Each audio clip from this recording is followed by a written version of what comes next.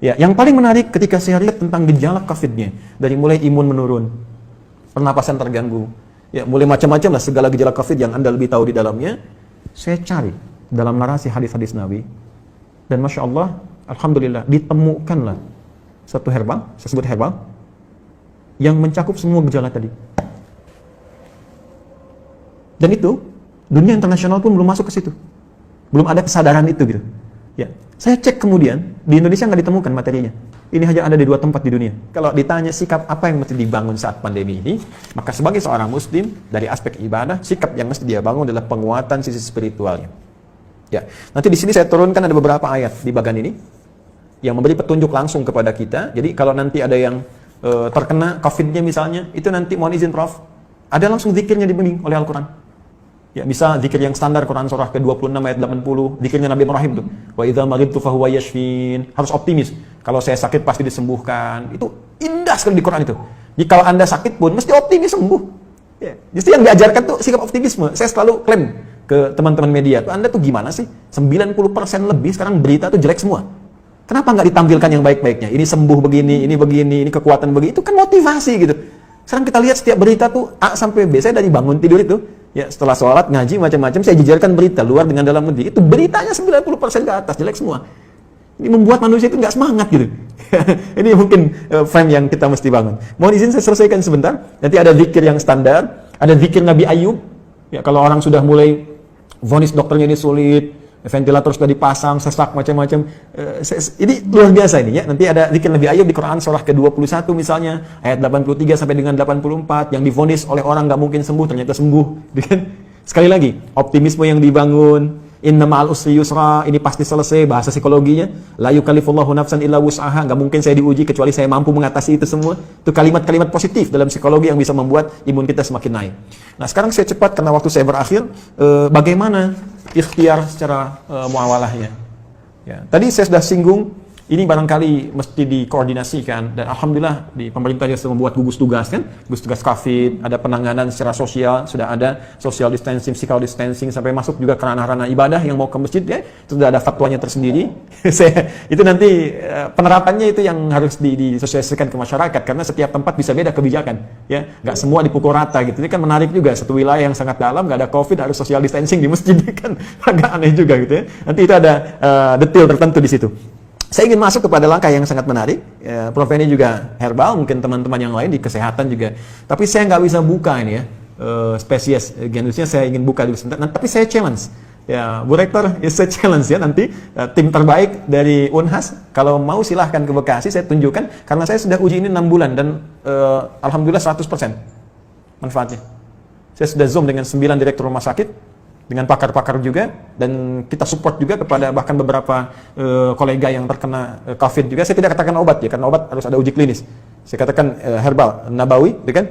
Ini apa namanya? Prophetic healing ya. Jadi pendekatan dari tibbun nabawi, ada sesuatu yang sangat menarik. Nah, saya riset. Sekali lagi riset. Gejala-gejala yang terkait dengan COVID. Dari hasil tadi, dari yang mohon maaf teman-teman sekalian, ada yang dari Tiongkok tadi, dari beberapa negara yang disampaikan datanya oleh 4 ya, filenya datang ke saya, dan ini hasil riset bukan sembarangan. Dari sini kita petakan kebutuhannya Pak. Saya mau share begini ya, sebelum saya sampai ke herbal dulu. Ini Tiongkok. Ya, saya printkan beberapa halaman, ini ada 140 halaman lebih model Tiongkok ini. Tahukah teman-teman, saat terjadi COVID ini, mereka sudah mempraktekkan apa yang didorongkan bahkan oleh Nabi jauh-jauh hari sebelumnya. Tapi bukan dalam konteks yang pertama ibadah tadi. Dalam konteks kehidupan muamalah dengan seluruh aspeknya, baik sosial, ekonomi, dan sebagainya. Saat terjadi ini, itu saya baca di laporan ini, pemerintah Tiongkok sudah mengumpulkan seluruh ahli medis dan herbal untuk berkumpul mengatasi, dulu masih epidemi, di Wuhan. Mereka kumpulkan semua alternatif. Dan yang paling dahsyat, rahmat yang diisyaratkan Nabi, yang bisa berlaku di konteks muamalah, bisa masuk ke ekonomi, bisa masuk ke ranah sosial, itu mereka praktekkan. Mereka riset, apa yang dibutuhkan untuk mengatasi wabah ini? Apa saja yang dibutuhkan? Lalu mereka minta ke dunia-dunia luar, dan dunia luar, ya luar biasa dengan itikat baiknya. Ada yang nyumbang APD, nyumbang macam-macam. Mereka sudah petakan, oh ini kebutuhannya. Dan sudah dilihat, ini satu hal yang dirasakan akan banyak menyebar. Karena dalam skala global, termasuk khususnya dalam politik global, ini kan isunya luas dengan 3 tipe itu, kan? Ada yang versi Amerika, versi Israel, ada yang versi Cina-nya, kan? Artinya ini kan sudah menyebar dan mereka sudah lihat. Artinya apa? Potensi dari segi muamalahnya, karena ini kan sisi agamanya kosong gitu kan, dalam tanda petik minim lah. Dia tarik sisi ekonominya saja. Bahkan dari tim mereka punya tim khusus yang dalam bidang ekonomi untuk memetakan ada ribuan list yang mungkin bisa dimanfaatkan dengan situasi pandemi ini. Ini bikin APD, ini bikin kits, bikin ini, bikin itu, bikin sampai puncaknya vaksin. Dan mereka sudah prediksi. Akhirnya dari luar ditarik nyumbang ke sana, ketika di luar merasakan sudah mulai terkena dan kesulitan untuk itu, mereka ekspor.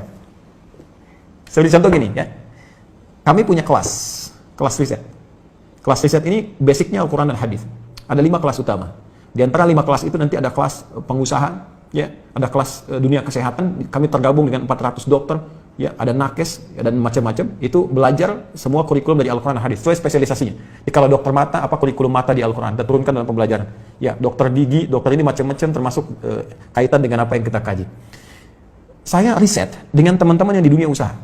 Ini akan ada kebutuhan APD, masker dan sebagainya. Sampai kami buat standar yang nanti akan ditetapkan nih, oleh pemerintah. Ini standar APD. APD yang tersebar di Indonesia itu pionir pertama yang riset di antara kami. Ya, ini yang versi pemerintah untuk distandarkan. Ya, face shield. Kita buat face shield, masker. Tahu nggak teman-teman, Prof? Kita buat face shield untuk bantu masyarakat awal-awal. Bahkan kita gratiskan.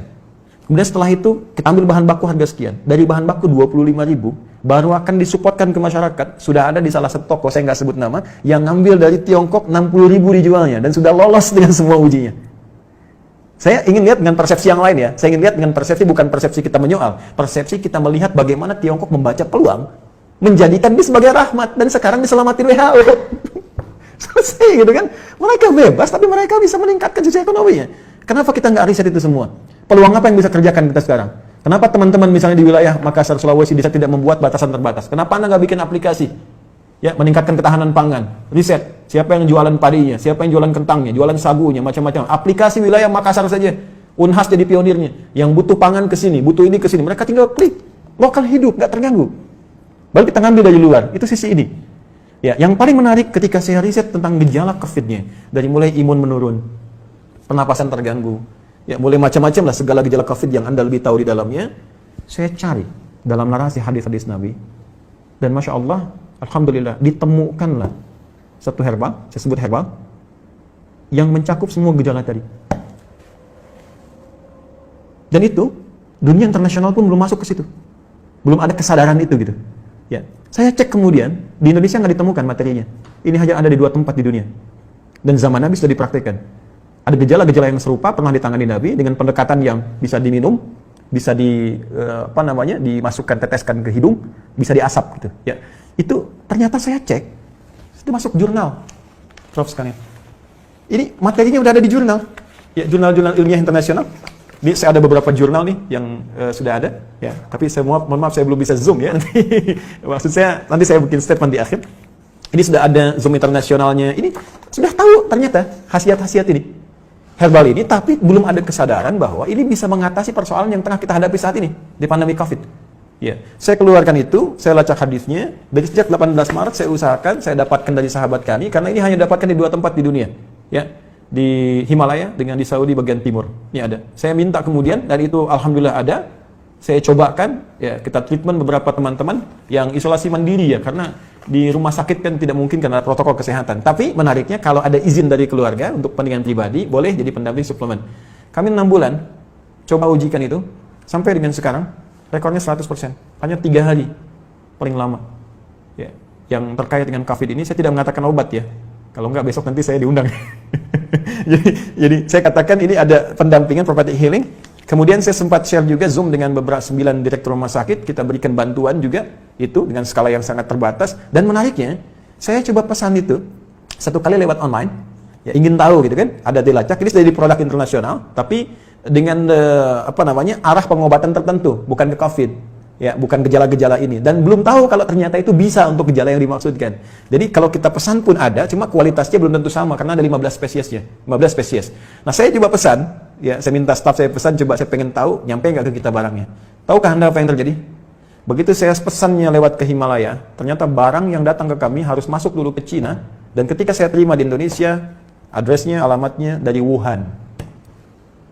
Anda bisa bayangkan bagaimana bisa kontrol terhadap itu pun mulai ada kesadaran. Dari beberapa tempat sekarang mulai ada kesadaran untuk itu. Saya sudah menyampaikan kepada relasi terkait teman-teman, saya katakan begini sampai ke negara pun. Jika negara membutuhkan ini dan benar, ya silahkan uji. Rekomendasi kami siapapun yang ingin menguji dari pihak manapun, silahkan uji di lab. Kalau betul terbukti ada manfaatnya, saya serahkan sepenuhnya untuk negara. Saya tidak akan mengambil apapun dari ini dengan kecintaan kami kepada Indonesia. Hanya saya ingin satu saja, sebutkan referensinya bahwa ini dari hadis Nabi. Itu saja.